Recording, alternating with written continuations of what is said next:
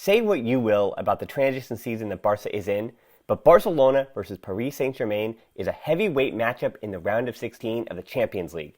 Two major metropolitan cities, superstars on both sides, and previous encounters that were some of the most memorable in either club's histories. For this preview, we're talking managers, absences, formations, tactics, and history. Let's get into it. Though the star players are the headline makers, the managers are still the ones who make the decisions. PSG's new man in charge is Mauricio Pochettino, who took over for Thomas Tuchel at the start of the new year. On paper, he might have been a candidate for the Barca job since he ended his time with Tottenham back in November of 2019, but the Argentine has said that he would never manage Barcelona due to his Espanyol ties. Unlike other managers that fabricate their Barca hate out of jealousy, the former parakeet was both a longtime player and a manager in Cornellà, overlapping almost perfectly with Guardiola's time at Barcelona while they were kicking the bits out of Espanyol. So you see how this one is personal. He has 1 win, 4 draws, and 6 losses all-time against Blaugrana, though his 4 wins, 2 draws, and 1 loss all-time managing against Ronald Koeman is a bit better. For all of Koeman's managerial stops, this is his first time facing the Giants from the French capital. Before we get too far into the weeds about who will be on the field and what the manager will want them to do, we need to talk about the absences for both teams. Along Barca's backline, the good news and bad news flip between Ronald Araújo and Gerard Piqué. Now instead of Araujo being questionable and rushed into the lineup, it could be Piqué, who has trained with the team for the last 4 to 5 sessions. He's practically a game-time decision, but if he's fit enough to go through training, I wouldn't be surprised to see him in the starting lineup. That actually gives Koeman the luxury of getting to choose between starting Mingueza or Dest at right back. With Dest struggling to work his way back from that hamstring injury, I wouldn't risk him in this match. There was still plenty of important matches, and at the moment, Mingueza is in form and deserves his chance. If things go sour with Mingueza dealing with Kylian Mbappe, which we'll get to that shortly, Dest can always step in at halftime. There is still no Ansu Fati, of course, or Coutinho for that matter, so the front 6 is non-negotiable for me. Busquets, De Jong, Pedri behind Griezmann, Messi, Dembélé. That's sorted, don't think too hard about it, and I really hope the manager doesn't complicate things with anything fancy. PSG's absences are more glaring, actually. Neymar only has 6 goals and 4 assists, but he has been essential to Pochettino's game plan. The Brazilian has been playing as a central playmaker behind Mauro Icardi, giving the wings to Mbappe and Angel Di Maria to do their thing. Speaking of, Di Maria leads the team with 9 assists and also added 4 goals. And he has an argument for being PSG's best player, or at least most influential player, this season. He's been that in form and important for them on the field. Icardi, Mbappe, and Moise Kean have done just fine without them, but the French side is obviously better with them. It has been a somewhat odd year for PSG domestically, as they don't have their usual 8 to 10 point lead at this point in the season atop the Ligue 1 table. There is a tight race atop the table this season, with Lille on 55 points, PSG on 54, Lyon on 52, and Monaco rounding out the top 4. Pochettino did lose to Lorient at the end of January, but he has been rotating his deep squad, and you know the emphasis is on this tie. PSG has won enough Ligue 1 trophies recently. From ownership down, they want the Champions League. And it's not like Barcelona can say much different about their fight in the table. They sit third, having played 1 game less than Real Madrid and 3 points behind them for second, and Atletico just about running away with it in first. The point is, Barcelona aren't conquering La Liga like they did so many times last decade, but you know what? PSG isn't conquering France like they usually do either. Now for the formations. And this is where the real question lies. Against Nice over the weekend, Pochettino employed a 4-2-3-1 with Julian Draxler as the attacking midfielder behind Icardi.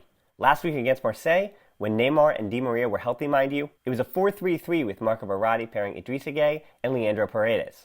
Even without Neymar and Di Maria, the 4-3-3 makes a ton of sense due to the front 3 of Mbappe, Icardi, and Kean. Let's address Mbappe now. On the podcast yesterday, I made some claims that I have been getting some backlash for, that I would be more afraid of Messi if I was PSG than Barcelona should be Mbappe. And the backlash wasn't so much about Messi not being Messi, everyone agrees with that, but the fear that the Barca backline is so shambolic that Mbappe will pick it apart easily. I want to be clear here. It would not surprise me if Mbappe scored a brace against Barcelona. But unlike against Bayern Munich, when there was little Barca could do against that 10-man juggernaut that was simply more talented than Barca and a better, more organized team, PSG aren't Bayern. They're actually the team that got beaten by the Germans in the last Champions League final. Mbappe numbers are that of a world-renowned forward. No denying that. He scores goals, provides assists, and is the fastest clocked player in world football. Of course I'm nervous that he'll terrorize the Barcelona defense, especially with Busquets covering on the counterattack. But there is a game plan against Mbappe that didn't exist for Bayern. Mbappe can only do what he does when you are spread out. I'm assuming Mingueza starts, but even if it's Dest, The right back should stay at home for the entire match. Let Alba get up and down on the other side and make Keane defend. Keane is much stronger than Alba and will physically do damage to him in the box. But because Keane is most dangerous near the box, and less so the farther you get away from the goal, Alba should try to keep him busy as far away from him as possible. De Jong needs to be constantly shifting over and providing support to the right back against Mbappe. He is the man that commands that double. And the rest of the squad needs to shift with De Jong. Make Gay and Paredes beat you. Verratti can beat you with his passing, so closing out on him is paramount. But the other two are top-shelf ball winners, but not top-shelf passers. It's not perfect, and Barca are still the team with more holes and more problems than solutions, but the teams that took points off PSG this season did it by shutting down the wings and allowing the likes of Paredes to take shots from 30 yards out. Barca fans also look at PSG and think that this is a well-oiled machine. I'm not sure about that either. For all the questions about Messi's happiness quota, PSG's body language is lacking sometimes, and it's worse when Neymar isn't around, believe it or not. He's morphed into something of an emotional leader for them.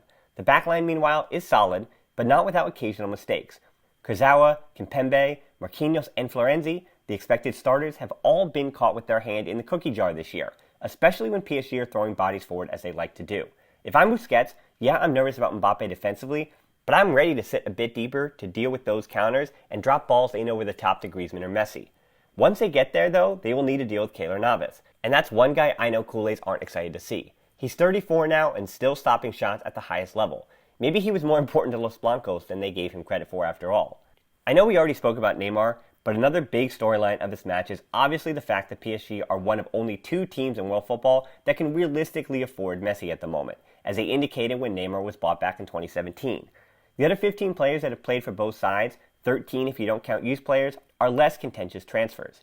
Rafinha left Barca over the summer, and the youngins Xavi Simons and Kais Ruiz Atil are floating around the PSG first team. Adding Neymar makes up the current crop of crossovers. Also moving one way or the other, or playing for both throughout their careers at any point, were Zlatan, Ronaldinho, who came to Barca in 2003 from Paris, so thank you PSG for that, Maxwell, Dani Alves, Lucas Digne, Thiago Motta, Mikel Arteta, Frederic Deyu, Ludovic Giuly, Juan Pablo Sorin, Cristobal Parallo, and Richard Dutrell, who only played a combined 25 matches for the two teams. If Messi moved to Paris, it would be the most famous of any transfer between the two, even though Neymar's completely restructured the transfer market. And this tie could go a long way to reminding Messi that things aren't always greener in the city of light. What we can expect is a match with fireworks. The history between the two has plenty of big goals. These two giants have only met 13 times in their history though, 10 of which happened in the last 10 years. The 2017 tie, the last time they matched up, is obviously remembered for the 4-0 and the 6-1 then return. That was the round of 16 though. They've met 3 times in the quarterfinals, with Barcelona winning 2 of those 3 matchups. The one that PSG won in the quarterfinals came in their first ever tie back in the 1994-95 season, drawing 1-1 at the Camp Nou and picking up the 2-1 in France. Jose Marie Paquero thought he had won it for Barcelona in the 50th minute, but goals from the Brazilian playmaker Rai and midfielder Vicente Jarrin flipped the tie. So yes, going all the way back to the beginning, this matchup isn't over until it's over. The only time it was over after just one match was the 1997 UEFA Cup Winners' Cup final, when Brazilian Ronaldo converted a penalty for the lone goal of the game to give Barcelona under Sir Bobby Robson the trophy. So I think we covered all our bases with this preview, and now the only thing left to do is get the snacks and settle in for another stressful test in the Champions League. And don't worry, Francesca and I do plan on breaking this one down later this week, so be on the lookout for that. In the meantime, give this video a like, subscribe to the channel for more videos like this, and keep checking out for that podcast once or twice a week. And until then, as always, Forza Barca.